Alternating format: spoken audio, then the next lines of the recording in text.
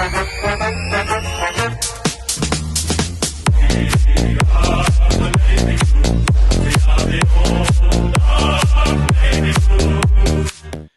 one and all, and welcome to another episode of Baggers Chat. My name is Mitch Pattinson, and as always, we are joined by Ethan Daffy, and tonight we are reviewing Carlton v Collingwood at the MCG. Final scores were the Carlton Football Club, 8 goals, 11, 59 to the Pies, 17 goals, 13, 115.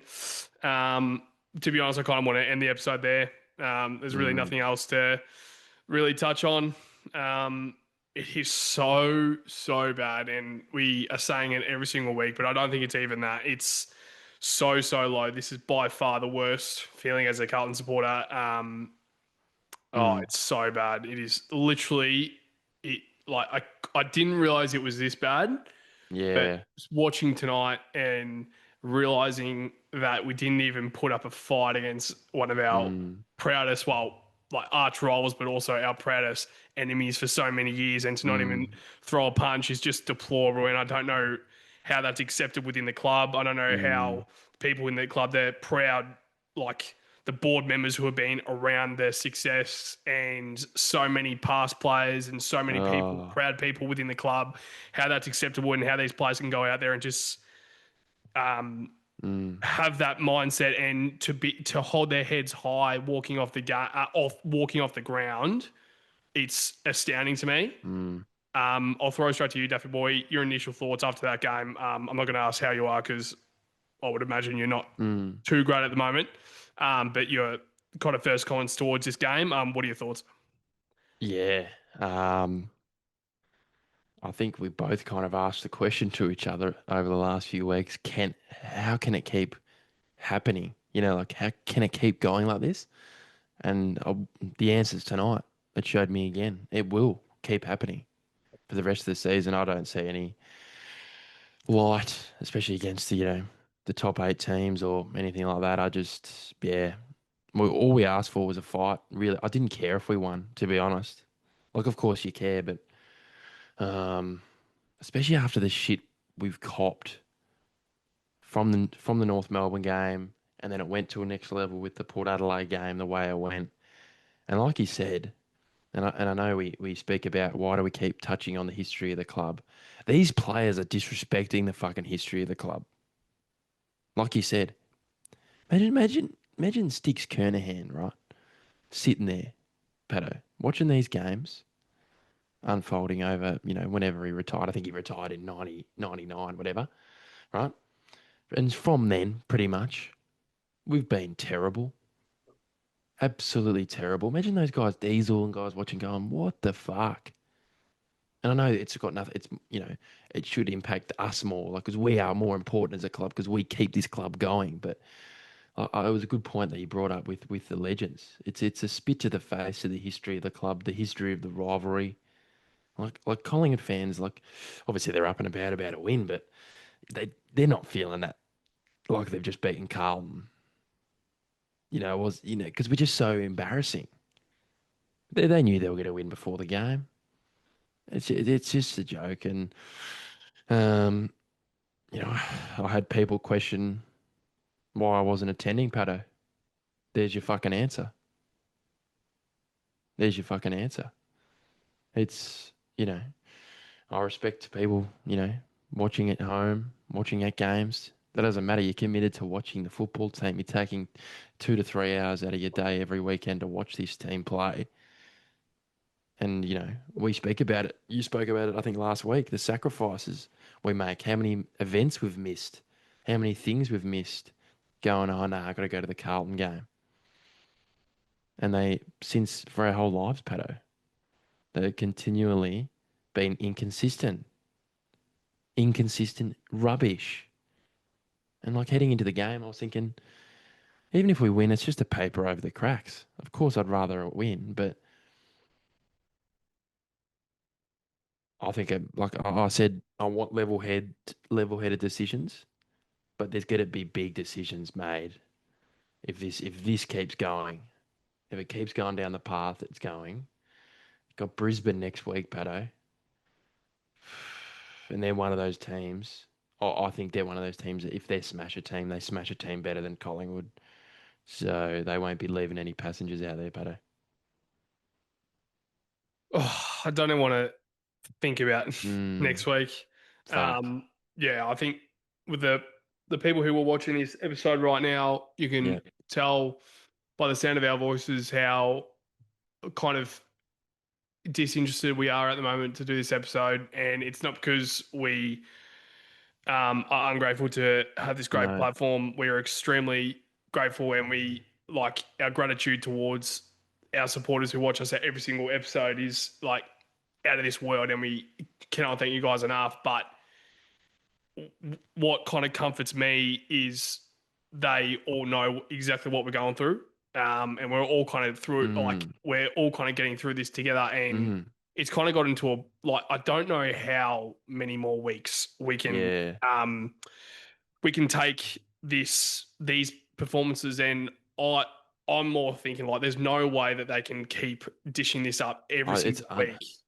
But it's now gotten to a point where they actually are doing it every single week. And I know I said in the preview episode about if we are to go out there and get smashed by over 10 goals, that probably would mean that Michael Voss won't be coaching the club the week after. But I don't know what that achieves either. It's a 56 mm, point loss. mm-hmm. I know that there is a lot there's a lot of other issues in the Oh, club yeah. other Bigger than Michael issues. Voss. I know that the players aren't good enough, but there's other Mm, issues as well, other than the players and the coaching. I just don't think there. I think there's obviously a stain within the football club, yeah, of and course. it's really started since kind of Mm, probably early 2000s, and I don't know what it is that actually started that, but we've never really recovered from it. And I thought mm, that we had recovered from it, but now we're realizing that we are just mediocre once again. yeah. 2023 was an absolute fluke. I'll stand by that.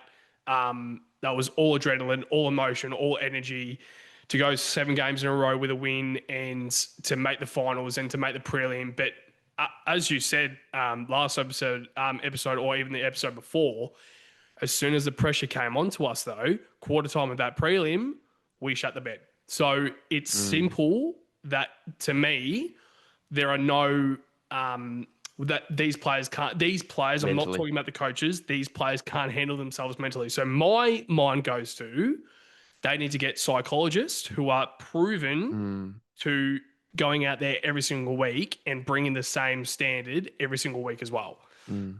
in games. And I don't know what that means, and I don't know if we have those psychologists, and I don't know if we have enough. I don't know if we have too many, but I'm more thinking of it as the psychologists at the club obviously aren't doing as good of a job as well. It's mental, is it not? But you look at Honestly, it. But how much help do they fucking need? but what like so? Tell me what their job is. Yeah, but you look at it is, I know their job is to help them out and all that kind of stuff, and I agree. But it gets to a point, Pato. How many years of football do you have to figure it out to fucking sort out the pressure? They crumble. Now, It's I thought the pressure was half decent for the no, the first quarter. pressure, like handling the pressure. That's what How I'm many saying. years? That's They what I'm, can't handle it. that's exactly what I'm saying. That's But it's exactly what like, I'm but it's saying. like, I just think it's on the players. It's not good enough. They can't handle the pressure. We're the only football team for so long to not be able to. You watch the teams, I understand the young teams. You watch West Coast and you watch North Melbourne and their transition, and have good games and they have a bad game, all that kind of stuff. And we were having those at the start of the rebuild. But like, how old's Kerno right now? 28. 28. I know he was better tonight and whatever. Um, it's just it just seems like the whole group is just can't handle it. They just can't. I don't understand the whole psychologists, and clearly Handle what though? Handle so they make can't that handle that. So when the pressure comes on, so I feel like when things are going their way, it's easy. It's easy. Look at the finals. Look at that 9 week patch. Balls were bouncing our right way. We were, when you're playing good footy, how much easier is it to have confidence, right? And then when, like you said, quarter time the prelim, 2, 3 goals up, right? Still a comfortable lead, really. Like not a comfortable, but you know what I mean? A normal team would probably be able to handle that. Pretty And if comfortable. they lose, it would be in heartbreaking fashion with 2 minutes to go or something. Instead, we shut the bed for the rest of the game. That's what I kind of mean. Like it's once the other team or the external pressure just comes on top of them, they seem to just go, oh, you know what I mean? Like we speak about it a lot, and I understand in terms of psychologists because they'd be working overtime. They'd be working overtime because like you just got to blame the players. These guys are on hundreds and thousands of dollars, and I know they're humans, and I understand that, and they go through all sort of shit, but we all do. We all do. I'm sure you go through shit. I go through shit. And what do? You rock up to work and you do your work. And most of the time, people probably don't know what you're going through during that week. You might be having a bad day, but not in the sense of being silent about it, but you just persevere and you go through it. They just, when the block hits them, I look at Richmond round one. I think it spiritually broke the group. It broke the supporter base. And remember how clouded it was, the opinions of the supporter base for the first 7 weeks. Everyone was talking about Haynes' performances that were bad, but they were basing it off the first week and their analysis of that week. And that whole round one has just come and just slammed a gate shut. And they just can't burst through it. They haven't been able to burst through it consistently. And we speak about the outlier of the Geelong game. It's probably the one game where you look at it and you go, wow, they actually went out and did their fucking job and withstood the pressure they had. What other game have we had this year, Patto, where we've had the lead, teams got, caught up a bit or challenged us, and we've just gone, okay, we're going to put the foot down. I don't know. Seriously, I can't name a game. Can you name a game we've done that?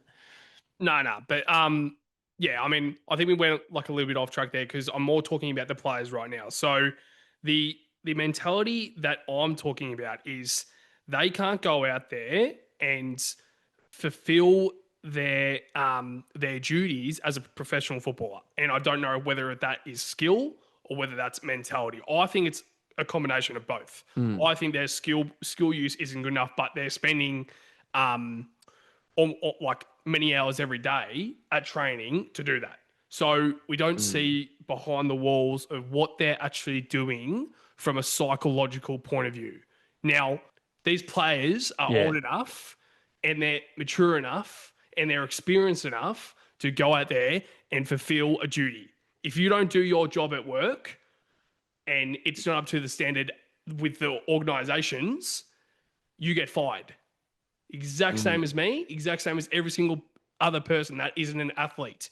So I want to know why that is different in a professional athlete point of view. mm, Now, I don't know what else it is because I'm hearing mentality. These guys are mentally weak, but I've never heard anyone speak about the psychological point of view from a like the psychologist at the club, which I think has improved the past 5-10 years, which I think is great.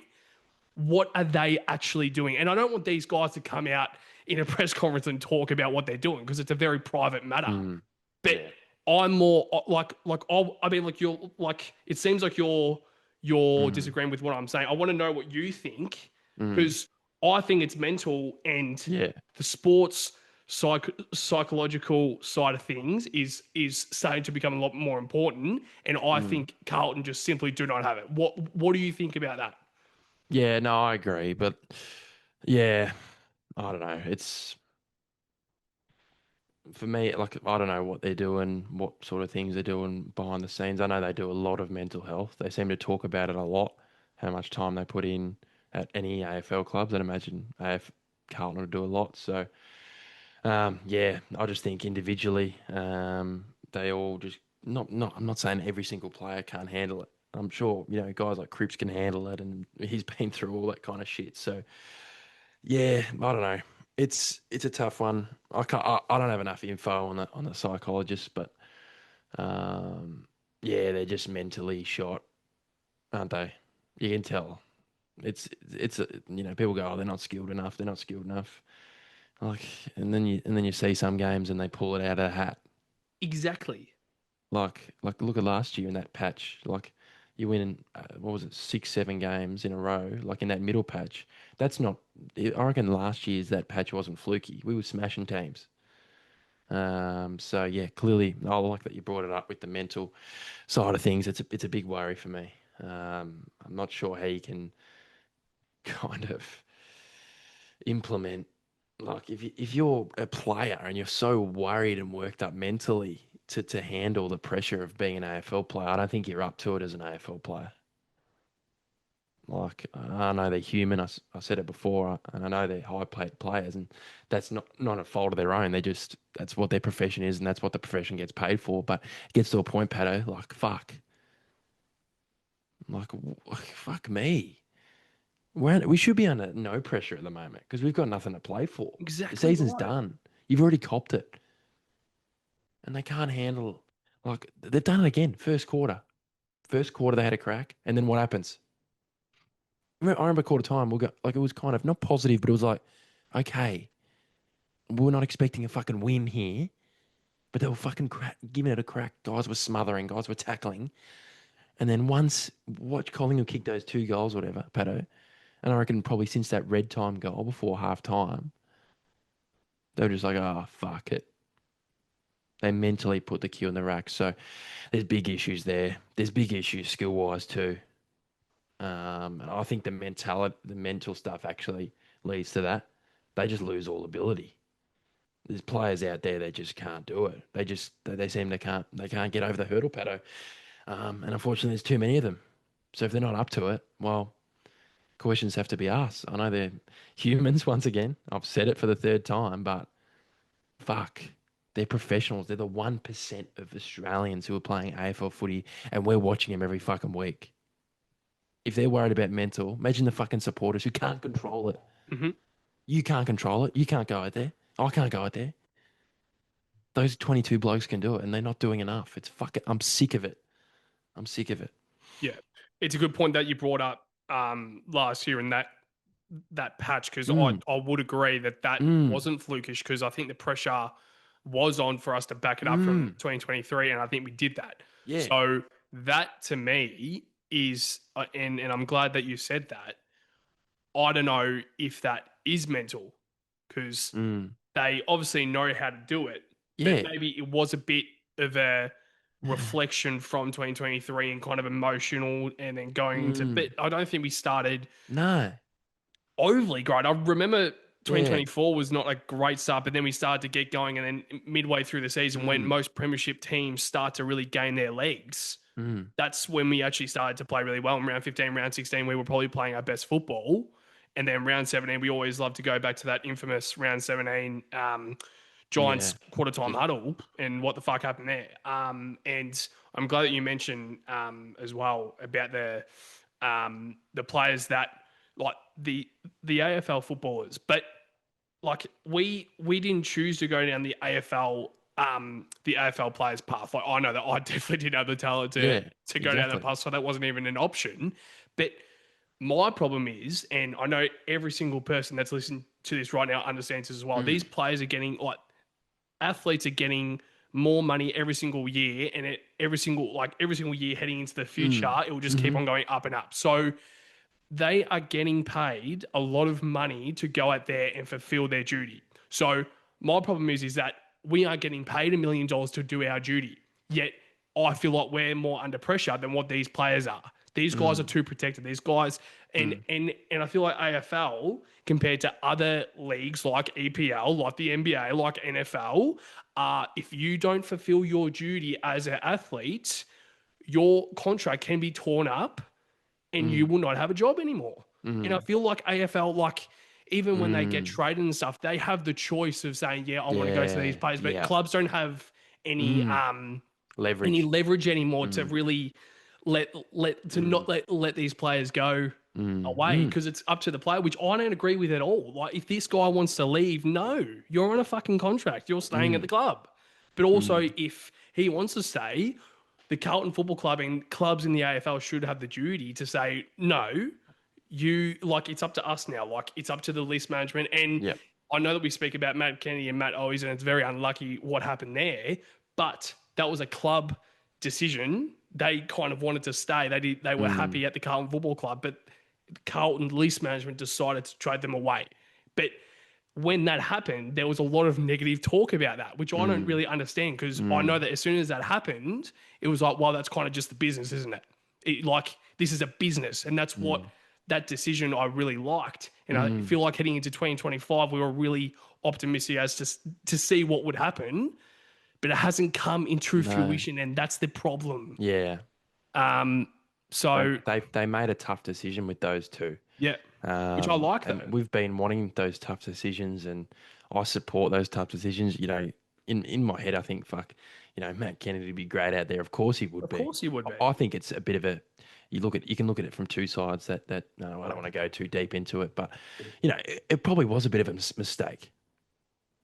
Let's be real. Like, you look at his output, I think his output for Carlton was fantastic throughout his career. So Of course it was. he's probably in our top 10 players most years. So I think they underrated him in that sense. But then you also look at the other side, and fans are asking, we need to make tough fucking decisions. They made decisions with Jack Martin, Marchbank, Cunningham, those types of players.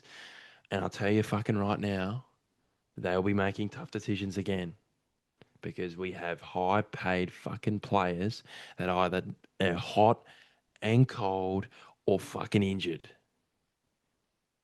That's all it is, Patto. That describes it. And, we love our players.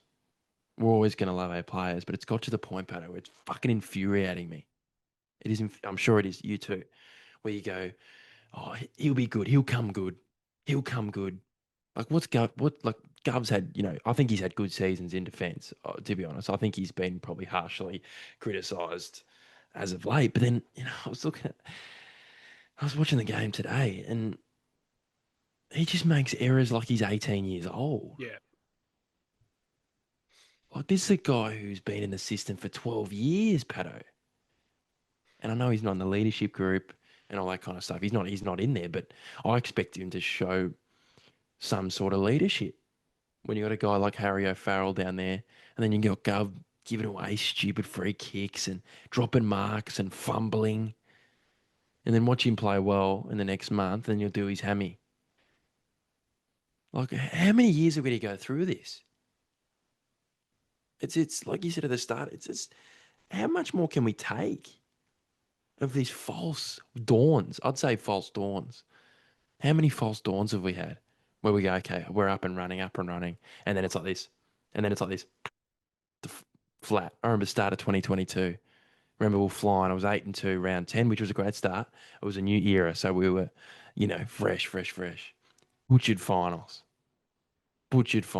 Needed to win 1 out of the last 4. Couldn't do it because you know why, Patto? They're mentally not up to it.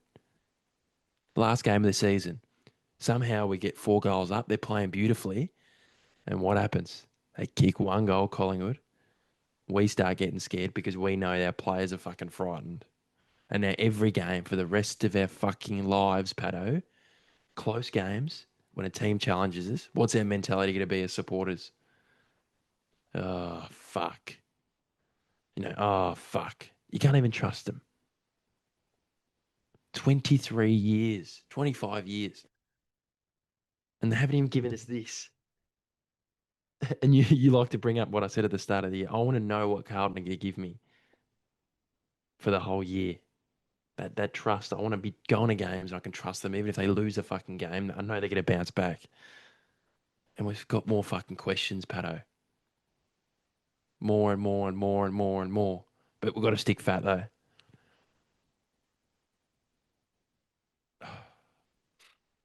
I don't even know, I don't know where to kind of go from here, but I think we have to somewhat think of some solutions. And it's quite frustrating the past few weeks because we actually haven't been able to review the actual game at hand. And I think it's understandable because it is the same bullshit every single week. So Yeah. I don't think there's much point of talking about the game from a sense. Like, of course, we will touch on small things throughout the episode, but I don't know how long this episode's already gone for, but we probably won't be on here for much longer because we are repeating ourselves It's every the same week. thing. and it's not because we don't want to be here. We want to be here, but we also want to make the content as good as it possibly could be.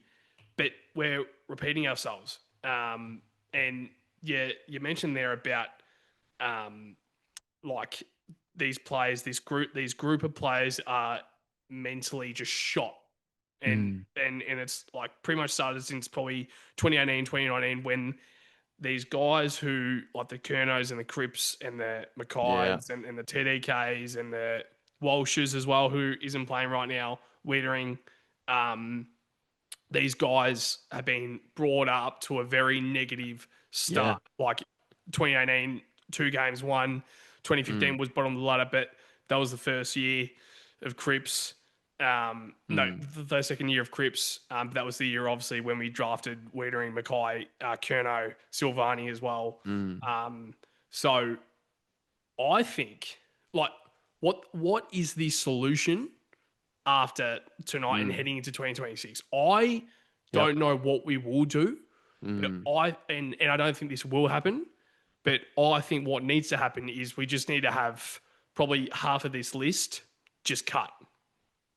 Like realistically, I think this list just needs to be cut. I just think a lot of this core group of players need to be separated because there's too much negativity and there's too much kind of like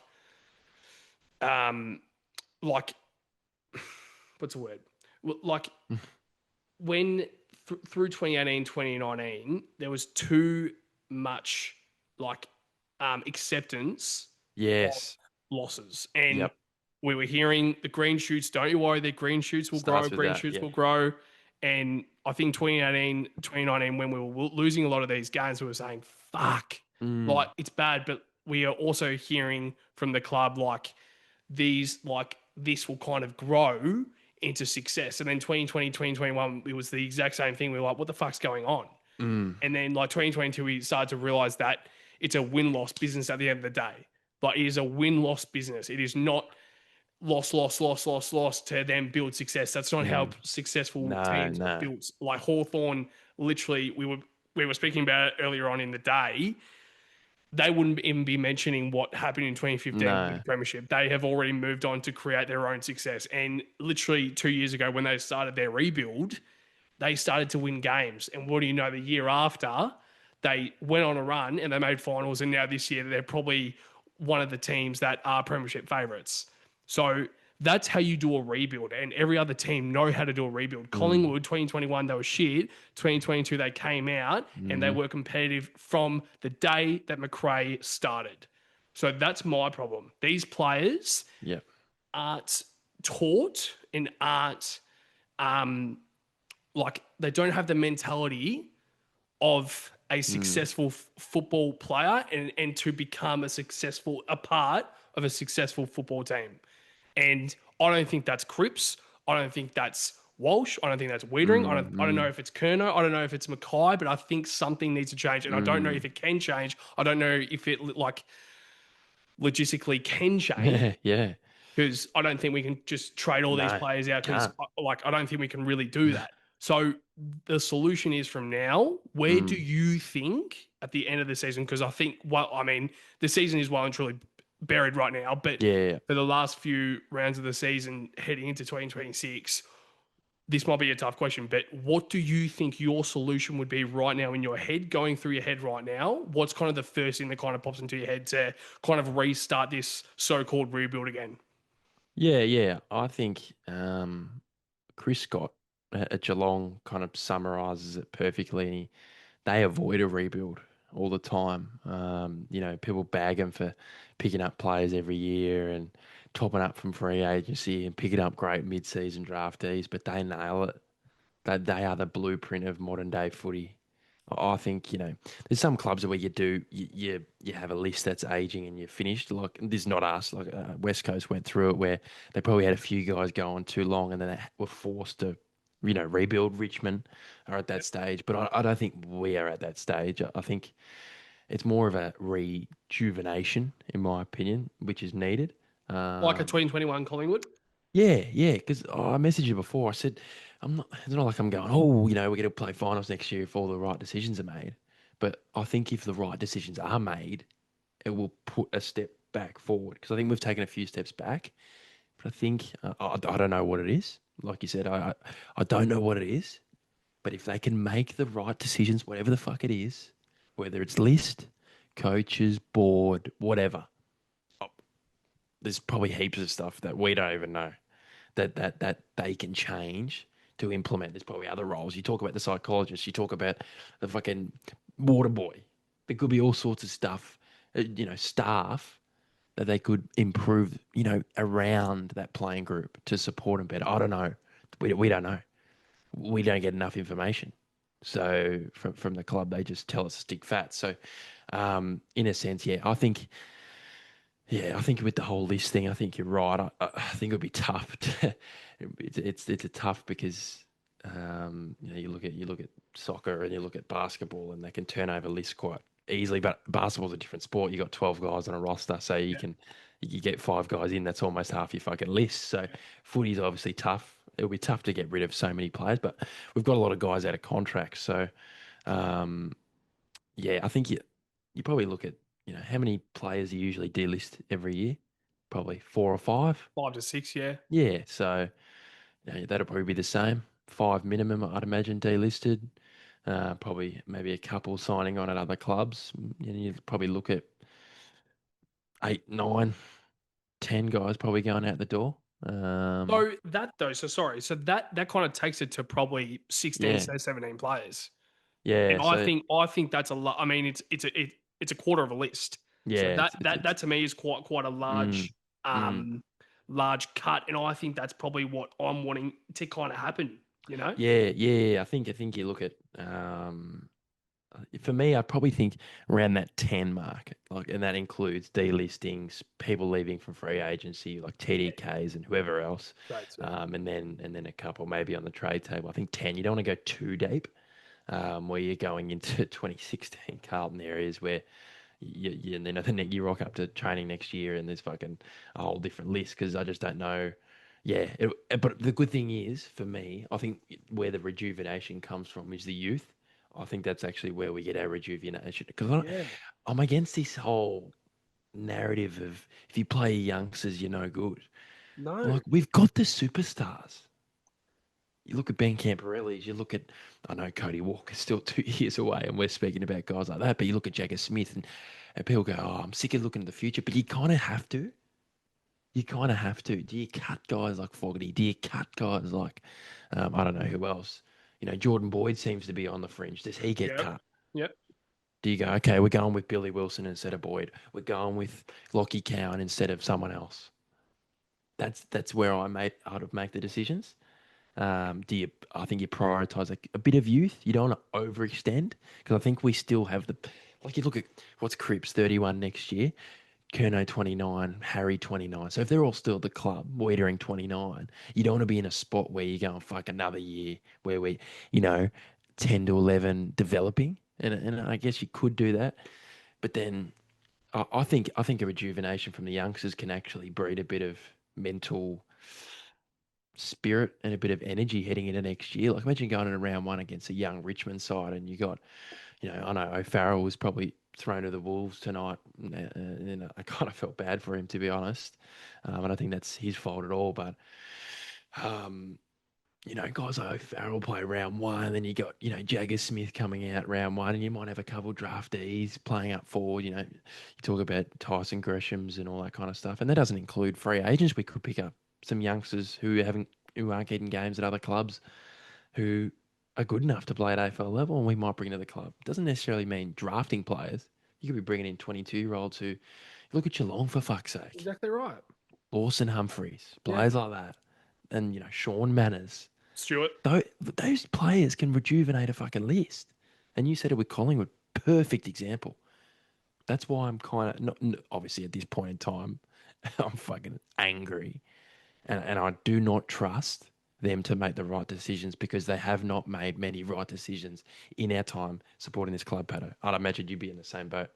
Yeah, that's the thing. I don't think I don't I don't want to trust any of Mm, the decisions that are made while these people, while these Mm, decision makers who have been around the club for many, many years through the mm, success, but also through their like unsuccessful sort of seasons, mm. that needs to change. Yeah. I would be more optimistic if those changes are made and Mm, then similar changes like 2016, yeah. when we did have a big kind of list change.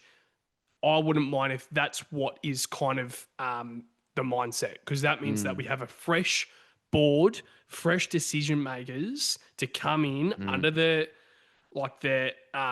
under the mindsets of Graham Wright, Yeah. Presley as well. Yeah. Michael Voss will be the coach next year, hopefully. That's another Yeah. conversation that we'll touch on soon. Mm, mm. I think 2016 is the exact year that I'm thinking of, that could be A kind of a board similar level. thing Yeah. heading into this year with a new Mm, board, with a new decision makers, mm.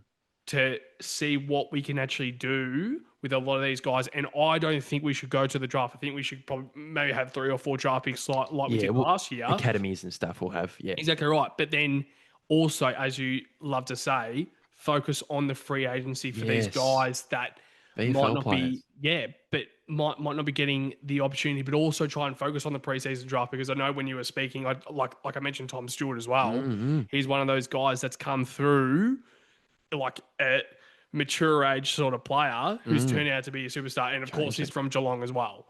Yeah. So he's kind of like Geelong are the masters of this art. But we also have Brian Cook in our sort of Mm. doors at the moment. So I feel like you can kind of utilize him at the moment. And I don't think when Cook comes in, I don't think Cook should be completely at the door, because Mm. I think Wright should have some reassurance from a guy who's kind of done it, because he hasn't been a CEO before. So I think Mm. Mm. having Cook kind of there for a few months, and I like the transitioning that Yeah. they're Yeah. doing at the moment. Mm. But I'm just nervous because I think the board and the decision makers Yes. from that point of view, from Yeah. that level, needs to be changed. Because if Yep. it's the same choices that are made under those under that guidance, Mm. I won't be comfortable with it. So I'll Yeah. just very quickly go through some names. I mean, I'll go through the guys that are out of contract at the end of this year. So can you keep count? There are Yep. a few. So if you can keep Yep. count, that would be Yep. good. Sure. So Chincotta, Yep. Wilson, Kemp, Young, Flynn Young, Frankie Evans, Charlson, Lemmy, 8, Silvani, 9, 10, Motlop, Carroll, 11, McGovern, 12, Newman, 13, Haynes, 14, Fantasia, 15, Monahan, 16, Doherty, 17, TDK, 18, Will White. 19. Yeah. And you probably take Sauce off that list who's about to re-sign, Yeah. but yeah, a lot of a lot of decisions going to be made. I'm sure they'll probably get deals done for probably maybe half of those guys, Mm-hmm. definitely. Yeah. But yeah, I agree with the whole board. Maybe that's the change we need. That could be What? just The just board. just the yeah just the board. That's the Yeah, first thing I'm going and to. and I know people are going playing lists and playing lists and playing lists, No, that's the first thing I'm going to. but then you go maybe that could be the big change. 100%. And that could, well, I go back to the whole hiring of the coaching, and I know we want Voss to stay, but I remember that I think it was Brad Lloyd and a few other people recommended Kingsley to the board, Yes. and they said no, we want Voss as the coach. And a quick one about that, they were expecting to get, so they wanted Voss, but they Mm. were expecting also Kingsley to be a part of the club as either Yes. head of football or as an assistant coach. But they didn't realize that GWS were into him and they poached him. So this was after Michael Voss's signing, Yeah. which I didn't realize. I learned this probably about 3 or 4 Mm-hmm. months ago. Mm-hmm. And I didn't really Yeah. think much of it. But after the Michael Voss signing, they wanted Kingsley as well a part of the team, but they didn't get him. Sorry to cut. Yeah, no, it's good. It's good. Yeah, so it's going to be a lot of decisions, and I think we just let these 7 weeks play out. I'm not excited about it. I guess the trade period, because I don't want to be in that position again. But I'm low key kind of optimistic to see what they do. Do they get rid of the stars? Do they go fuck it? These are the stars. These are our fucking players, and they've got to pull their finger out and win us a fucking premiership. That's my thinking. In terms of the Stars, they might have to. There might be offers where they go, here's fucking 6 first rounders for Charlie. I'm not saying that's going to happen, but sometimes they would be. Look at the Jeremy Cameron deal on the Giants. It was too good to refuse. The Tim Kelly deal, obviously with West Coast and Geelong.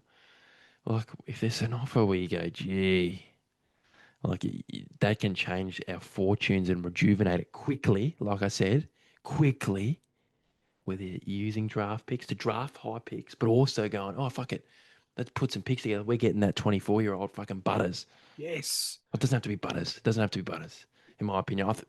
We've got the star talent, of course. He would be handy and guys like that. But, that's another guy we have to overpay, Patto, because other clubs are going to beat us in terms of payments. That's the thing. In this day and age, I know St Kilda is interested as well into him, but that's the state of the game. I don't want to be caught up in that anymore. If a player, I remember the whole thing with North Melbourne and Carlton with Zach Williams, and we offered 100,000 more a Yeah. season to get him over the line. Like, you have to do it for certain players. Maybe Butters is that type of player, or this might be someone else in the market where we go, fuck, he's that guy. We need him in the side. We might not even know who that is at the moment. But Nick Austin might be going, we're targeting this guy, midfield, fucking half back, forward. I don't know what it is. But yeah, there's so many opportunities. But I just go back to the overall feeling at the moment, Pato. Like, how are we in this position again? How have they just done it again? It's just frustrating. But Mm. Yeah, I'm yeah, just looking as well about some players that could be. I mean, we would expect that TDK will be at the door, and we were still offering him 1.1, 1.2 million a year. So we know that we have that in the bank, and I know that we still need to sign a few players away. But you mm, also look at a guy like Mitch McGovern, who arguably might be on the trade table if he keeps on dishing that shit up. mm, And I know that there's a few other players out there that. Like a Sam Doherty who will retire at the end of the year. yeah, I mean, it's not confirmed, but gee we whiz, we we would want him to retire at the end of the year because, yeah, it's not acceptable having these guys on the list. That simply is not up to AFL level. That's all due respect to Doherty, mm, who's been mm, one of my favorite players of all yeah, of time. course, But tough decisions. yeah, times time Mm, is up. Thank you for your service. yeah, Yeah, but if you want to find another club, go ahead. yeah, he's done. Yeah, I have heard things that he wanted to retire after Hawthorn this year. yeah, The club forced him on to play, so yeah. clearly there was a situation going on there, and you could kind of tell the way he was playing early in the year. He picked it up a little bit. His body's stuffed. He's mentally stuffed. What he's been through, like he's a champion of the club. So, like you said, I wish him kind of nothing but the best. But yeah, like my issue at the moment, and we're both on Voss's side at the moment, but it makes it hard for me to be on his side when he makes these selection decisions. I think we need to get onto this conversation. I don't think we can let it slide. I know it's post game and selection's done, but what was the point of bringing Billy Wilson in against Port? I was speaking to my old man about it. So if you don't think he's good enough for AFL level, why'd you bring him in the Why'd first you place? play him? So you bring Carroll out, who was playing well. So you take him out, bring another youngster, and he's not ready.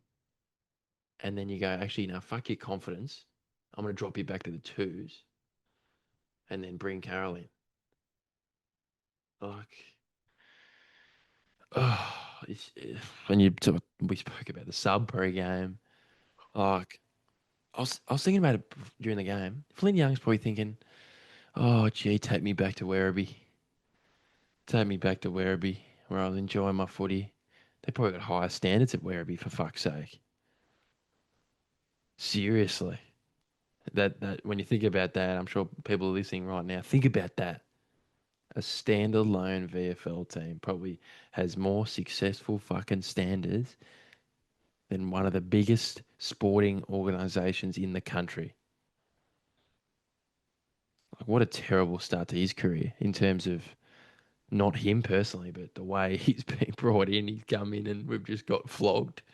Like, I'm laughing about it now, but it's just like, how many players have to go through this? You spoke about it. There's guys who are just now serial losers because they come in through 2018, 19, like you said, Mitch McGovern, high pay, low expectations because the standard is fucking here. It started with Bolton, which is why he was rightfully sacked, right?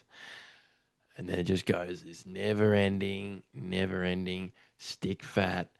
We'll be bounced back next week. And this is on my notes in fucking capital letters, Pato. This is in my notes, capital letters, bold. And this is what pisses me off.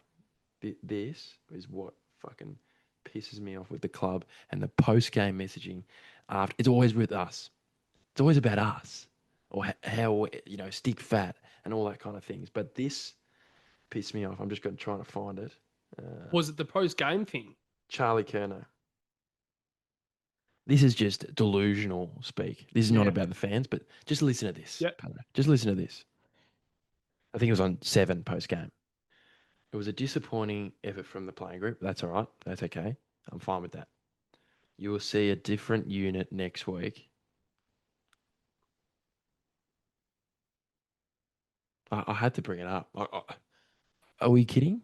Oh, he was better tonight. And I did have a bit of a joke with you. He said he lifted, and I said after 16 weeks. Well, he didn't kick a goal. He hasn't kicked a goal in weeks. So then you look at it and you go, well, what are you, high half forward flanker? Like, anyway, just that messaging. What are your thoughts? Because stop talking about next week. Talk about the shit game you just fucking played. They should be saying sorry after the game. If I was a Carlton player, I wouldn't be walking off the ground quickly. I'd be going to the fucking member section and going, I'm fucking sorry. I'm sorry. You see it in the soccer. If the away team, I know with Man United, if they go away, they go to the fans after the game. And you don't have to go close to them or talk to them personally. Just literally acknowledge them that you're there. And that was a big point when I went to Sydney. They put up rubbish performance in that game and we should have won. Should have won that game, right? Just walk off the ground. Nothing, yeah. So I make that effort. This is not me being, poor me, but this is just a reflection of the club at the moment, Patto. How are people spending money going to games here, going to games in the state, and they do not fucking acknowledge us? You know what it is? You know what it fucking is, Patto? They're using the history of the club to boost their fucking egos. They think they're a part of that. They think they're a part of that fucking success because we're such a big... The players? The playing group.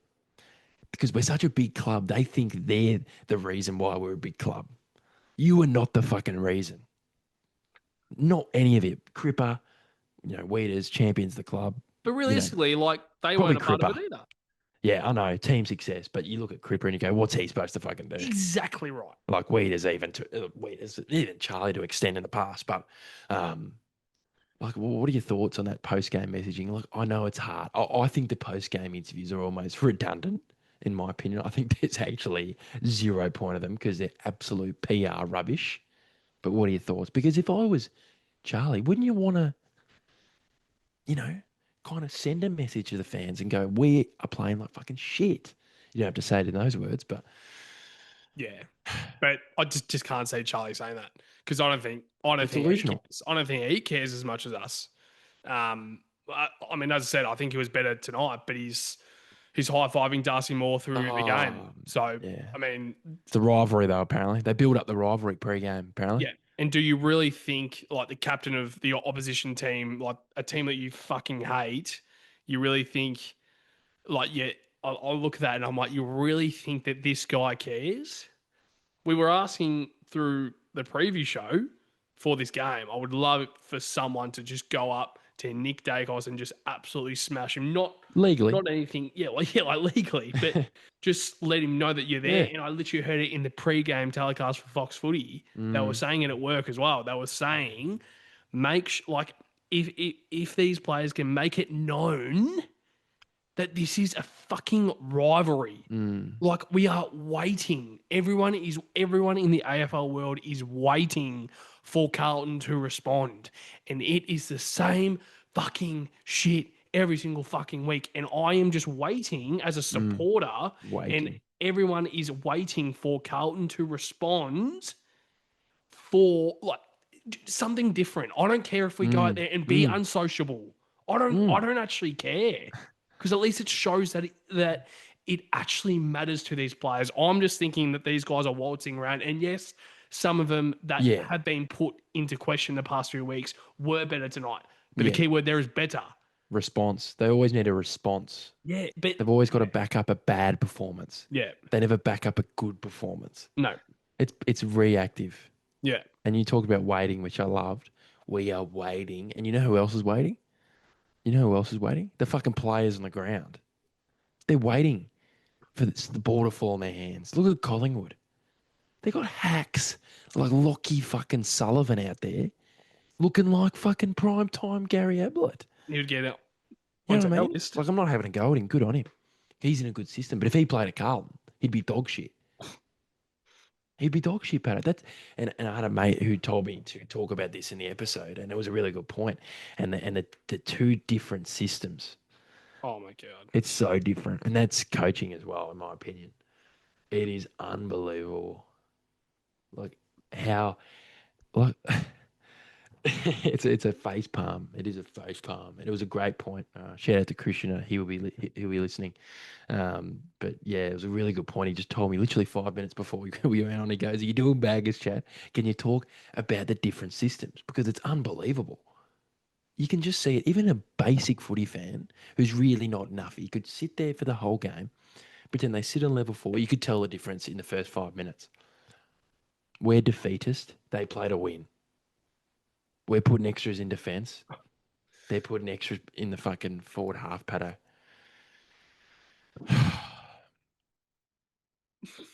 We're letting fucking dickheads like Ned Long do extras on the ground. Let him get away with it. Grab his fucking jumper. Grab his fucking jumper and throw him to the fucking ground. We're asking for the bare minimum and we're not getting it. That's my issue, Patto. We're not even getting that. So there's bare minimum. We're whatever the bare what's below bare minimum. I don't even know what to call Rock bottom. it. It's it's laughable. It's laughable. Seriously, thank God we talk about this stuff because I remember years of supporting this team when I was a teenager at high school and primary school and stuff, and I'd have this built up, built up, built up. Am I going crazy? Like, is everyone else feeling the same, or am I just overreacting? But clearly, I'm not overreacting. And you look at it now, and the same shit's happening. People laughing at us. We're a laughing stock. Feel sorry for Jagger Smith too. He used to play for Carlton.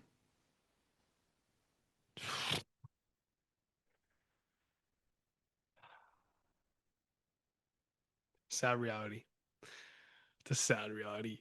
Yeah, I mean, looking at some of these younger players, and we mentioned it, I think last episode or even the episode before about I feel sorry about a lot of these young guys who at every other system in the fucking competition would look Uh, 10 times, 20 times better than what they actually are. But at Carlton, they just look very mediocre. mm, Like Jagger Smith would, I mean, we haven't even seen him play, so we don't know. hopefully not. Hopefully not. Hopefully I he's, think he's just one of those players that hopefully is so good, like Walsh and Cripps, that the system doesn't matter. yeah, That's my hope. yeah. Sorry to cut you off. I just got a notification of Voss's press conference, and the key quote I took out of it, his press conferences have actually been okay the last few weeks, in my opinion. People ask for too much, and sometimes he goes, "We let our club down tonight." Charlie Curnow? Does Charlie Curnow realise? I know it's talk. I know it's talk. I know It's it's all talk. talk. But the good thing about Voss is he's not going. He stopped with that delusional rubbish. Yeah. He stopped with the supporters. He knows we're rocking up. We're rocking up on podcast. That's what I take out of it. Stop talking about us. He goes, we let it down. The playing group, the coaches, we. Mm. He didn't go, oh, it wasn't our week. Stick fat. We've stuck fat for so many years. And I will say, Pato, if people really want to send, they can do whatever they want next week. They can go to the game if they want to. I'm all for it. But if you really want to send a message, you do not fucking go next week. Could you imagine could you imagine being a Carlton player? Imagine Crips running out next weekend, Thursday night footy against Brisbane in front of 20,000 people, Patto. The empty seats would be a message. And it's time. It's time. It's time to be doing that shit because, like I said, people can do whatever they want. Can do whatever they want, but and if the same people that are asking for change are still going to games and still buying merch, still buying memberships, well, what's there going to change? The money's still coming in, Patto. If you don't rock up to games, then the president will be fucking shitting himself. Absolutely shitting himself. That's when they know these supporters, they're done for the year. Not even just the year. I think they're done in general. Mm-hmm. If nothing else changes for the rest of the year, I don't think there will be the 100,000 members that they love to advertise every single year when they do reach it. And yeah, it just seems like that's always the only kind of objective every single year is how many membership numbers Yeah. Carlton reach every single year, and I don't understand what is more important to the club, Oh God. whether it's like financial success or if it's actual professional success and going out and winning football games. Oh, it's a joke. It was like we had literally we were saying it 2016 after the major rebuild. I want to go out and win football games. I don't care about sponsorships and members and all this crap. I want them to go out there and show me that you know how to win a fucking football game. But they simply, No. we are years and years and years down the track, and this group has not changed a lot. Yes, we've added small things Yeah. along the way, but this group has been very much consistent the whole 8 to 9 years that this club has really started this rebuild, and they still in 2025 round 17 still can't fucking learn how to win a fucking football game. Yep. It is actually it's not an embarrassment. It's more than that. It is it's an absolute joke supporting this football club. I ripped my sticker off my car. Yep. Gone. That sends a message. Yep. Gone. I'm like, you know what? Fuck Fuck 'em. you guys, mate. Fuck you guys. I am not advertising, and it's a joke because even Yeah. like if I had my sticker on tonight, I had a person driving behind me who had his Collingwood stickers on, and I was on my way back from work, and I'm like, I don't want him to look in front and realize that I've got a Carlton sticker. That's sad. It's an embarrassment. This club is a fucking embarrassment. They care more about money. They care more about memberships. They care more about satisfaction with the players. They don't care about anyone else. They care about if the players are fucking happy and satisfied. They care about if they're happy in the work that they're like. I was hearing that a lot of people were really unhappy with Brendan Bolton back in the days because he was so fucking harsh. You know what? Maybe you fucking players need to fucking harden up and actually learn that like winning premierships is not easy. I'm sure Chris Scott is probably one of the harshest coaches that's ever been. I know that Mick Malthouse is one of the greatest coaches of all time and wasn't great at our club, but it's probably because these players can't fucking handle it. They've been protected. Oh, Yeah. you're a Carlton football, like you're a Carlton player. It's at a point now where I don't know what needs to change, but we mentioned it through the episode. This core group needs to be separated because there is a toxic. There's some way they have to do it. I don't know how they're going to do it. Yeah, there's a toxic energy within the club that needs to be kind of put to bed. And as you said, I don't know how it will happen. Yeah, it could be one of them, could be none of them, could be the core group. It might not be the stars. It could be the other players. You know, you just don't know. And I think that's provides. I don't know if it provides excitement or resentment. I don't know, but yeah, you're right. Like, look at you're talking about the sticker stuff. I'm sure people are doing far worse stuff. Getting rid of their Carlton flags out the front of their house. I see sometimes, when you're driving places and you go, oh, there's a big Carlton flag out. And, I think I was out in Phillip Island a couple of years ago and there was this big Carlton flag. There'd be people who don't want to do that anymore. And on fan cams on Blue Abroad, I was just watching before we filmed, a guy, Pato, 20 years straight he's been going to games. This, 60-year-old bloke didn't go tonight. Why would you? He's gone to every game for 20 years. Why would you? That shows you. And if people who commented last week on, we've got to go stick fat with them and go to games, and that's, once again, I respect people's choices, but if you want to see fucking change, we have to do something about it. Yeah, it's up to us. Like, look at your sticker. Take your fucking sticker off. Stop buying fucking merch. Like, it's it's frustrating. And like I said, could you imagine next weekend if under 50% of the members go? They'll be running in front of no. That's the message. That'd be the Yep. biggest message they would ever get. Going, fuck, we're like North Melbourne and St Kilda. We're fucking Carlton and we can't fill Marvel against Brisbane. Like, it would just be unfucking believable. Imagine that. I want to hear people's thoughts and their experiences from the games. If you're listening now, seriously, comment down below. What was the experience like? Did you go to the game? Did you not? Was there a reason why? I'd love to know. Like, we'd love to know because we're both going through this, but we've got millions and millions and millions and millions of fans who are going through this as well. It's a disgrace, Patto. Disgrace.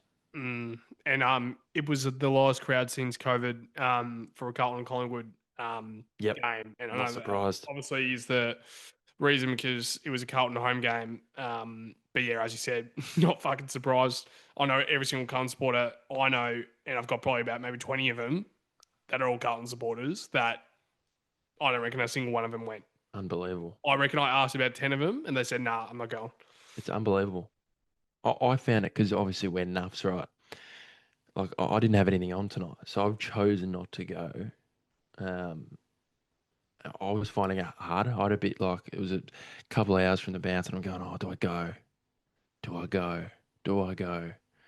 In my head, I was talking to my mum. We were both saying the same thing, like, oh, like you have that guilt because you love the club so much, and you want to be there to support them. And but then when they got about 10 goals up, I'm going not being happy with it. I'm not happy that I made the decision to stay, but I was more like, fuck, that's why. That they don't fucking deserve it, people. And I'll say it for the final fucking time. If you have that feeling of they don't deserve it, do not fucking go. Watch them from home and protect yourselves. I'm trying to say this to protect people because people go mad. We've both gone mad over Carlton before. And, next week, that's not going to be pretty. That's not going to be pretty. If that happens again, and we've been saying it, when is it going to end? Is there going to be a game where they actually show up and fucking play? I don't think so. If they don't show up once in the next 7 weeks, you talk about list clean out. There'll be a fucking coach clean out. Even though I don't want it to happen in terms of Voss, but do we just let it run into next year with the players who clearly don't listen to him? That's the frustrating part too, Patto.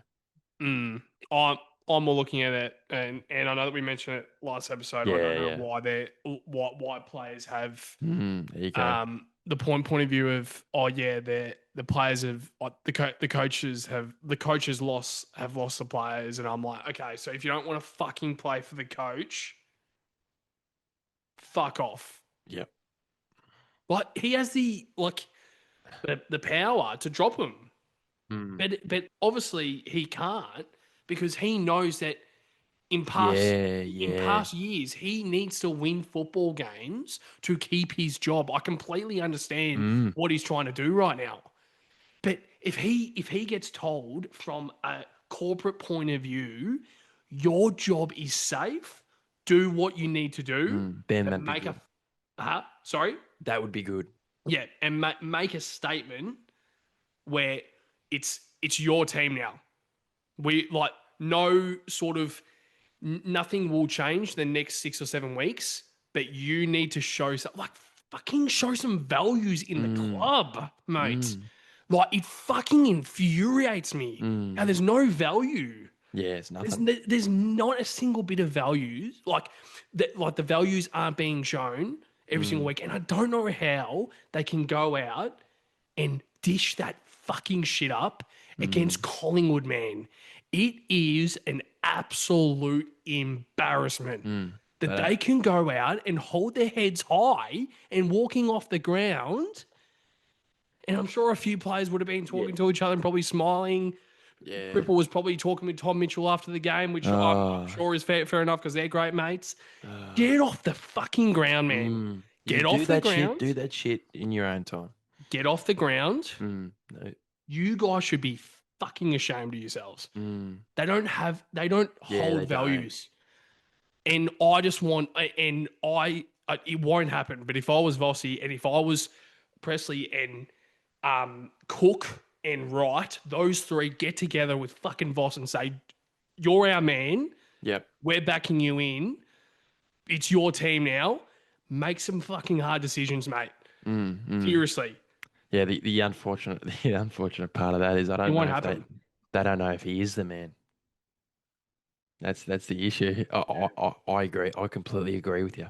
I think if they know he's the man, they should be doing that. They go, whether it's 5 games to go, you do you. Get these guys in who we want to play. Test if guys are good enough. There might be a player, I can't name a player right now, but you go, you play the last 5 weeks. If you're shit, you'll get delisted. Yeah. Or maybe you've got a bit of something. A quick question about that. So would you be comfortable with Voss going to a player and say, "Look, you've got fucking 5 weeks to prove yourself, or else you're delisted"? Do you think he should be allowed to have that sort of pressure because you're kind of fucking playing for your career right now? I think if he has a future, I think if he has the next, like if he's there next year, then he has the say in that corner sort of stuff. But I think if they don't fill him with confidence, in the last, I guess they're going to run him out probably till the end of the season, I'd imagine. Like if it's 3 weeks ago and Wright's gone, fuck, he's gone. They're not going to be giving him anything. They won't be even telling him what's going on for next year because it'd be a waste of time. Like, why would you get that coach to bring in players that he's not even going to be coaching, which is unbelievable to think about. I don't want him sacked, but there's a reality that it can happen. It's sport, so yeah. What do you say, Patto? What do you? This next set, this is going to be so interesting to see what they do. Oh Jesus! Like you look at Graham Ryan, you go, oh, mate, I was thinking before. I was like, is it a bad job he's in right now, or a good job? I reckon it's a great job to be in. Right.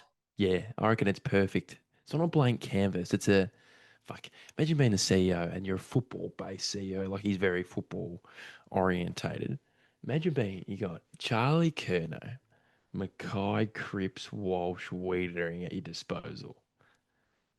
He didn't have those players when he fucking rejuvenated the Collingwood this, right? So I think that's where my optimism comes. What can he do? Does he go, fuck it, I'm keeping these guys, but I'm cutting 5 out of the, 5 of the bottom 10 of our 22? I don't know, but I think he'll look at it from a lens. I can get in and really deep dive.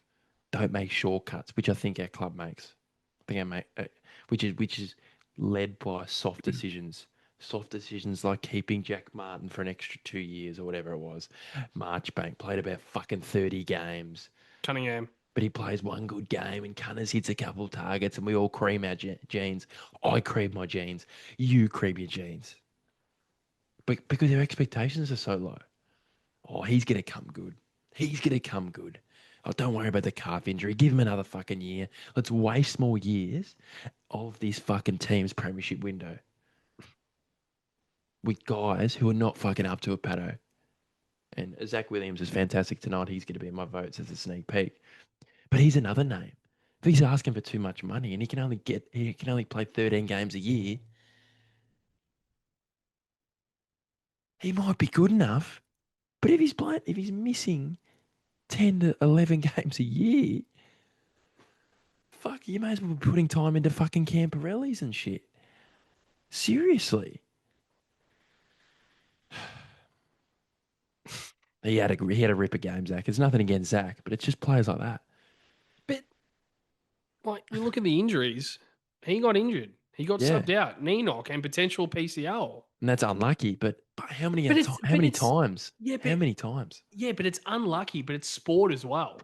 Yep. Like, unfortunately, there are heartbreak stories with so many players that they simply can't get their bodies right. They might have all the talent in the world, but they can't get their fucking bodies right. That's why these champion footballers and champion sport people for so many years are so good at their sport because they are so talented, but also like they can put themselves out on the park every single week. Like Tom Brady in the NFL, how many years was he a quarterback for so Mm. many years at the Mm. highest level, never injured?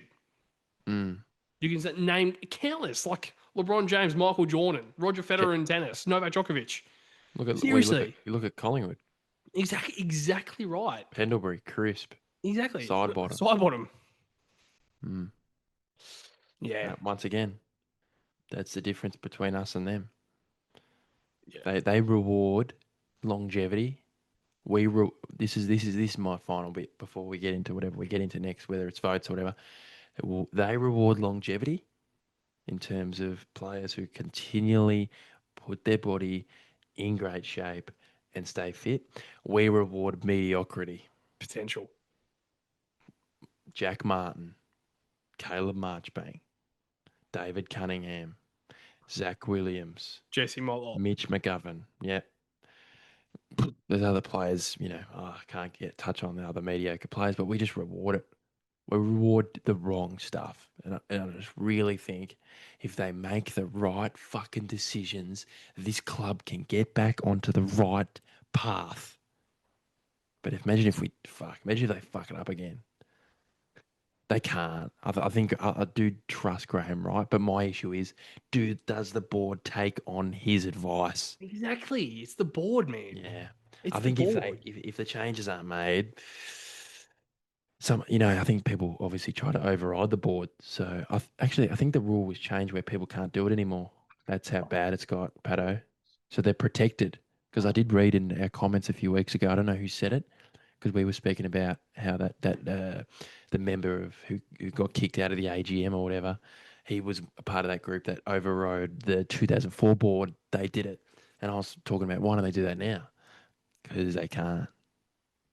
Who elects these people? The members don't. Do the members do? Have you done a vote, Pato? Never had one. It's so bad, but we'll be talking about this. I think when the season ends, I think we can talk about these in fucking episodes as a whole. To be honest, with the changes meant to be made, obviously we've got trade talk, and I think we can talk about more the fucking business side of things. Yep. I think it'd be good to deep dive. I'm sure everyone will be doing it because it's so crucial we nail these decisions.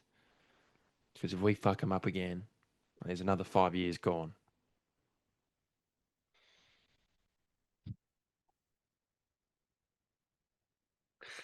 So bad. It is so bad. I can't believe we're back in this position. I can't believe it. Playing, 2023 was like the shining light, oh fuck, end it of the was good. tunnel sort of Take me, moment. take me back. Take me back to that night. Mel, I know people talk about the semi, but I was speaking about I was speaking about it with Terry today. I go, wasn't that a great night? We were all together. Everyone celebrating. No one bagging players. All the players playing their role. Every coach getting around the players on the bench.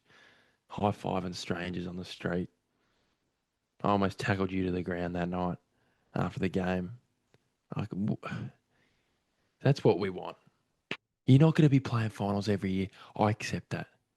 But it's the way we're going about it this year, which is unacceptable. Unacceptable. Yep. Probably the last thing we'll kind of touch on is before we throw to the votes.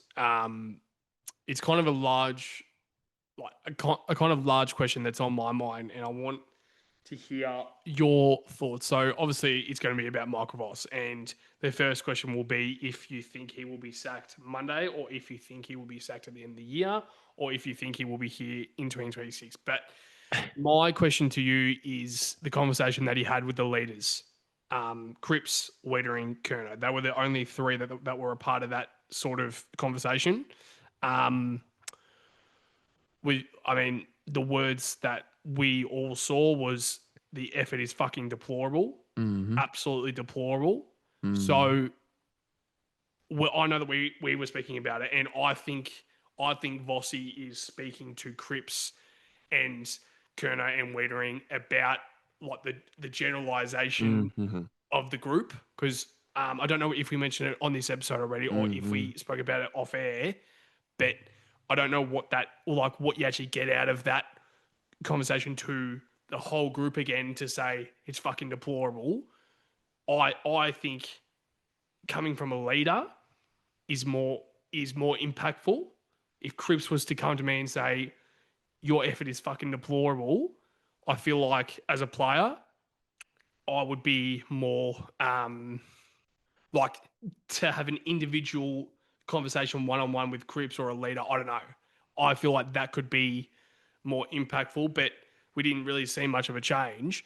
But my problem is that if someone's effort isn't up to scratch, I don't think we have a single player on our list that has the balls to go to that player and say Mm-hmm. your effort isn't up to scratch. Now, I think Vossi, of course, because he's the coach, he has the balls to say because he's the fucking coach. But I think it's the players. It's the players groups. Like it's the mentality. They aren't able to go to these players and Mm-hmm. say your fucking effort is not up to scratch. You need to lift. Now, I want to hear your thoughts about Michael Voss and if you think. I mean, I know that we kind of have the same point of view, but if this happens for the rest of the year, it's going to be very hard for him to have a job next year.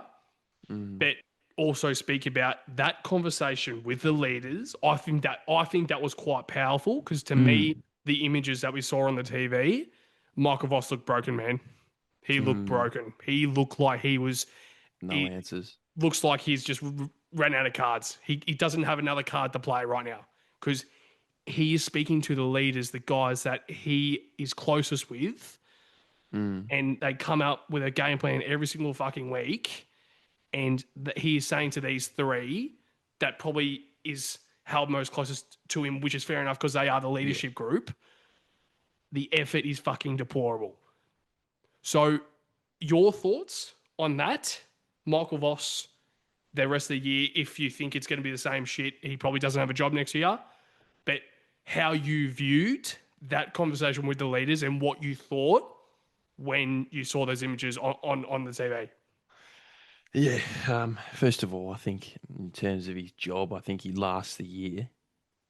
I think they're pretty adamant about that. I know results seem to change Carlton's view in the past, but I think with the president's press conferences and stuff, he was pretty good and confident that they are going to last a year, which I rate. I don't, I understand that you probably can sack him, but then there's just more shit. I understand maybe you do sack him and you cut off, but I don't think you let the players get away with it. I think out of respect for Michael Voss, I think you let him run out the year, in my opinion. I think that's respect out of him because I think he's a victim of this terrible football club. He's another victim. I know probably Teague wasn't up to it, but he's a victim. Yep. They didn't play for him. They didn't play for us. Let's be real. We're probably more important because we're going to be here forever. The players won't be here forever. The coaches won't be here forever. But yeah, I think he's a victim. And on his 3/4 time, I loved it. Um, like you said, he looked lost. He looked out of answers. It's like trying to pound a rock, and it's just not fucking breaking, Patto. It's not breaking. The 2025 season fucking rock is not breaking, and he's trying to get through to this playing group, and shows you when you bring the three leaders, three superstars at the football club to have a chat at 3/4 time of a game against Collingwood. That's when it's bad. No, I really like it. He didn't seem pissed off. Like obviously he's pissed off, but it wasn't like fucking. Because what's that going to do? Emotionless though. He's Yeah, he's emotionless. we speak about the players being fucking mentally weak. Yeah. Imagine if he blasts them again. It's going to do nothing. Exactly right. It's going to do nothing because they just go back into their shells for some reason and forget what kind of skill they have. So, yeah, I think he lasts a year, Pato. I'm not sure about next year. I'm seriously, I couldn't tell you. Could not tell you. That's what I'm really intrigued about for the next 7 weeks. What decisions they make, especially when I think Graham Wright probably comes in at about round 23, August 15 or something like that, which probably last month of the season. So yeah, does he pull the trigger, or does he give Voss another year? I don't know. Yeah, yeah. As I said, I don't think Cook and Presley will make any decisions right now on Voss, No. because we know how much of an impact Wright will have, and how excited we are to have him come into the club. So I don't think they will Mm. make a large choice like that, and kind of a like pretty much a like this is kind of depending on the future right now. This is a huge decision at the end of Massive. 2025 what we do, Mm. if we're backing in the coach or if we're Yep. backing in the players. And I'm sorry, I I will feel a sense of Mm. gratitude and like proud of this club if we say enough's enough. We Yep. are backing in Yep. our fucking man, and it's Michael Mm. Voss. Love it. Other changes will be made. Yep. Players will Assistance. there will be a player cut at the end of the year, and I think Wright is one of the guys that isn't afraid to come in front of the media and speak about that. He Mm. will come on and say at the end of the year, saying, "We are backing in our man Michael Voss. We will be making a hell of a lot of player cuts at the end of the year. They've had their chance this year to show their worth, but time's running out. This group will not be Mm. forever. We are making choices right now. Assistants are gone. Board is gone. Michael Voss we're backing in. And that combination of Rob and Graham together, Mm. I really like it. Mm. I'm And I looking know, forward to it. yeah, and I know that the conversation that he had with Tez as well on Bull Broad. Really good. If you haven't seen the people who are watching this episode right now, if you haven't seen that video, please do, because it definitely is a great conversation, and it reassures me as a supporter Mm. that we have a guy like that as president. Because I know that questions were asked a few weeks Yep. ago about that, but I think a guy like that, a Carlton person, or like proud Carlton person like that, I think it's good, and it does have a bit of a Luke say as well. And I Mm. know that he has Different been, types. Different yeah, types. I think Yeah. he's more Laid back. introverted. Yeah, like laid back. But as you said, he's a proud Carlton person and he's very level headed, but he wants the best for the Carlton Football Club. And I don't and I think Graham Wright will be crucial Mm. to that combination Mm. to make some outlandish decisions, but what's best for the football club? Mm. Like, Football first. yeah, it's football. It is, yeah. Oh, I am just fuck. Yeah, it's just empty right now. But Daffy Boy, let's now move on to our votes for this game. For the people who don't know what we do for the votes, we go through 3, 2, 1. 3 votes for the best player on the ground, two votes for the second best player on the ground, and 1 vote for the third best player. The exactly the same system as the Brownlow system. So 3 votes. Best player, second vote, 2 votes, second best player, 1 vote for the third best player. But Daffy Boy, I'll throw straight to you. Your votes for this game. Who have you got? Yeah, I'll go through these quick. 1 vote. Ollie Hollands Like it. continues to take it on. Doesn't matter the situation in the game. He always takes it on. Really liked his season. I think that's a big positive to take out of this season. And we know that he can play the halfback role. And also, he's already had that wing experience. So he can play those kind of two roles, which I think is the modern day. You see a lot of halfbacks go to the wing, a lot of wingers go to the halfback. So it's a positive. Oh, gee, these 2 votes was tough for me.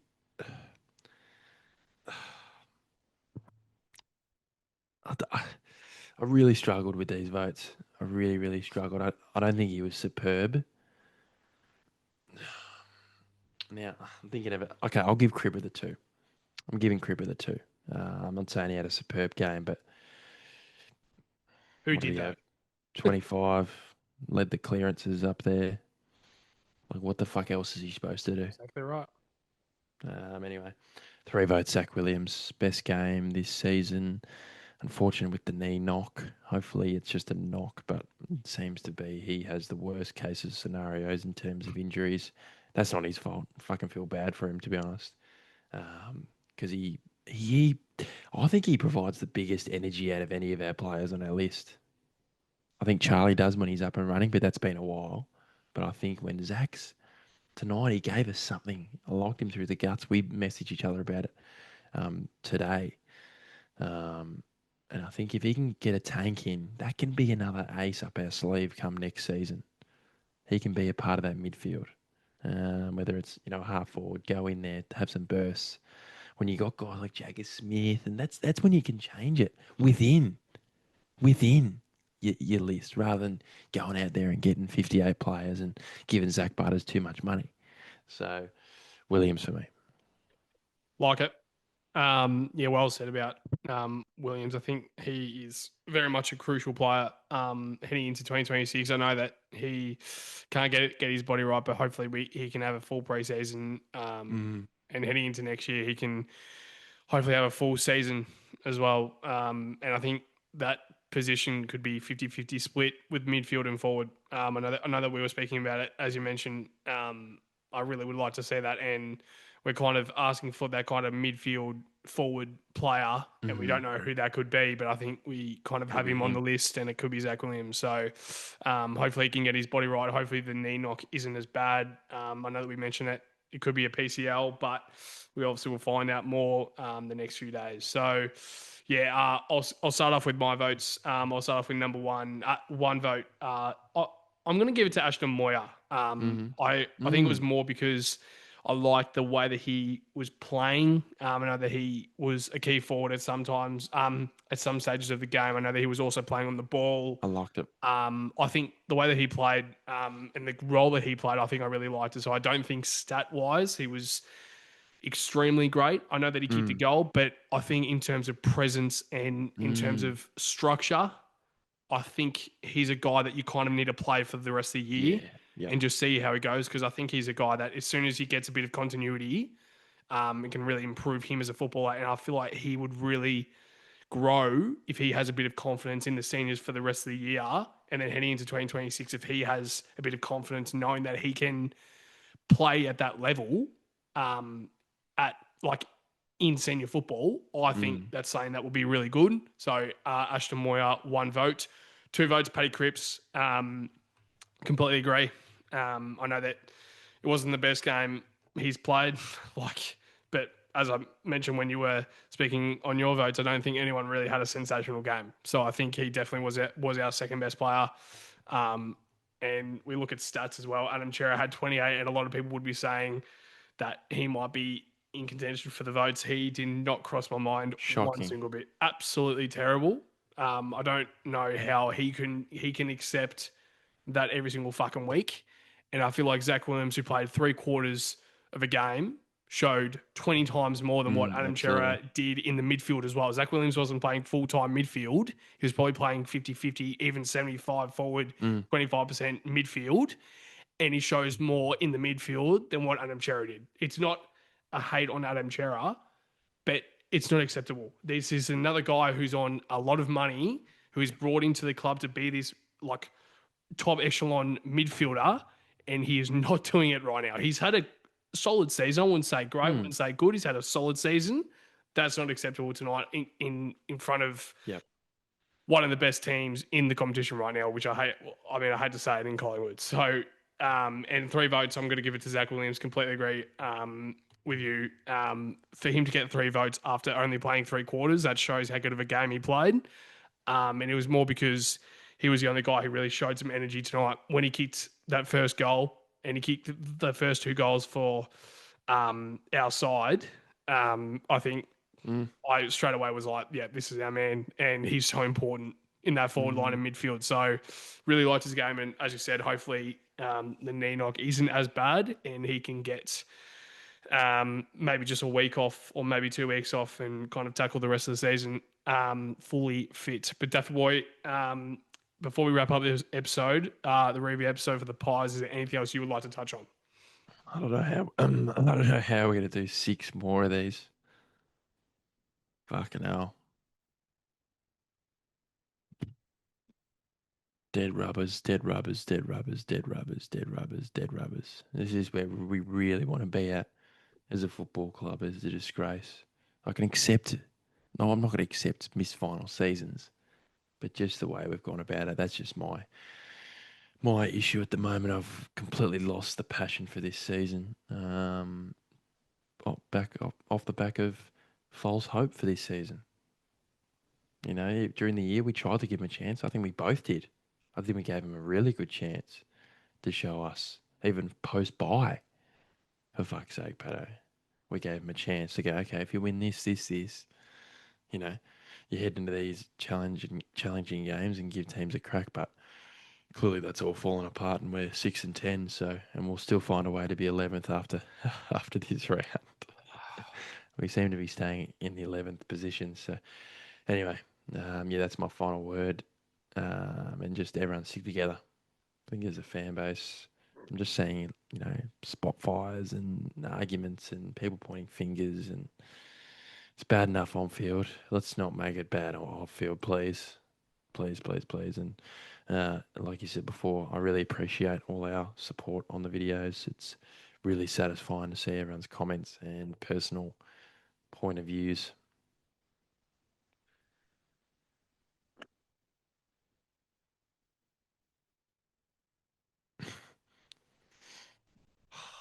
It's so bad.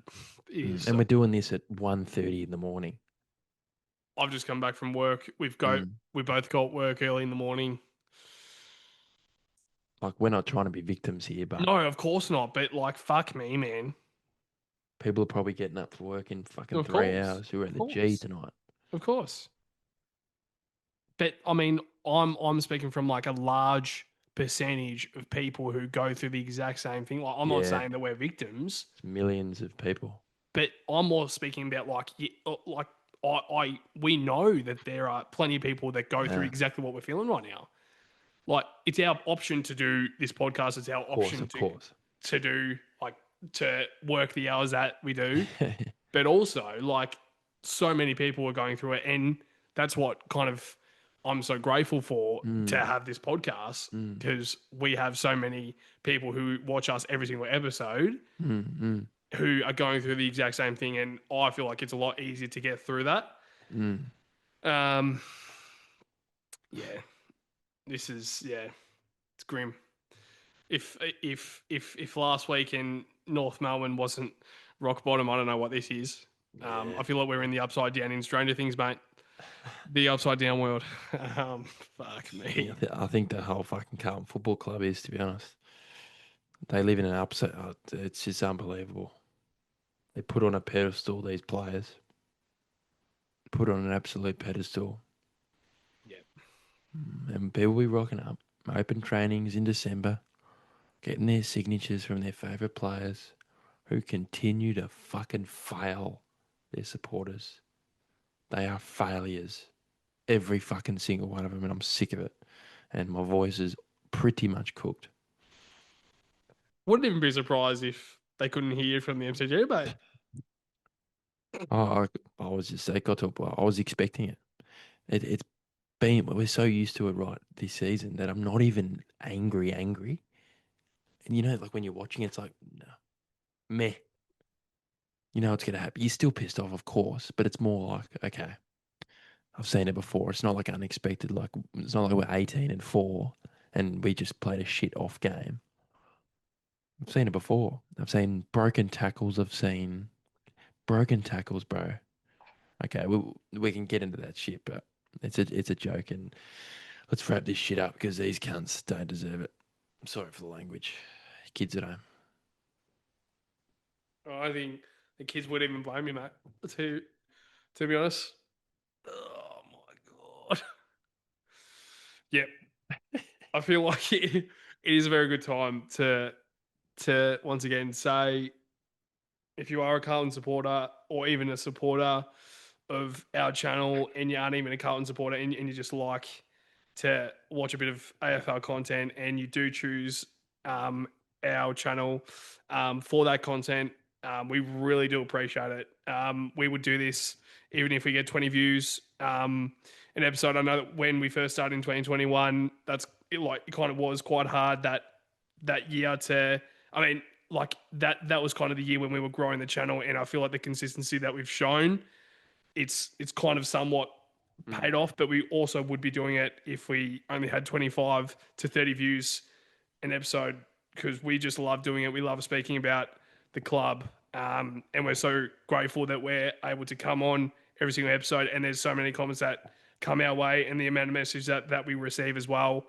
We really do appreciate it, and we love kind of engaging with those people because we all know that we're going through the exact same thing. We all have a mutual love, and that's the Carlton Football Club. I know that it doesn't feel like love at the moment. It's a very love-hate relationship, but Yep. it's a club that we will never stop supporting, unfortunately. And it's something that it's a club that we will forever love. And if we get to One day, our I can graves, guarantee and it. yep, if we It'll get to happen. if we get to our graves and we still haven't won a premiership, that's One of us dies on baggage chat, and there's one of us left. I should laugh. I But should laugh, but it's pretty funny. you'll have my skeleton on the screen with a Carlton scarf wrapped around it. And then we're just fucking waiting for a flag. Fuck. It'll happen. Yeah. Seriously. No, I'm optimistic that they can turn it around. Just not this year because we suck ass. Yeah. Well wrapped up. But yeah, as we said, we can't thank every single supporter enough who does watch our content. Yeah, I mean, I know that we're repeating ourselves, but we really do appreciate it. So if you do enjoy this content and you did enjoy this episode, please make sure to like, comment, and subscribe on our YouTube channel. It really does help us grow this platform. I probably should sit up because I'm bloody letting back because I'm fucking talking about the bloody Carlton Football Club, and I don't even fucking care anymore, Daffy boy. But yeah, if you do enjoy this content, make sure to like, comment, and subscribe because it definitely does help us grow this platform. Sure. If you do want to listen to the audio versions, the Spotify, Apple Music, Amazon Music, there's a few others out there as well. So if you're going for a drive or something and you're going for a walk and you want to listen to something in your AirPods or headphones, whatever, and you do want to listen to our content, please make sure to give us a 5-star rating on those podcast platforms because once again, it does help us grow the channel. But also check out our socials, whether it's Instagram, Facebook, TikTok. There's a few others out there that we are on, so make sure to check that out. But to you, Duffy boy, and to every single blue bagger out there, Up the out the baggers. baggers.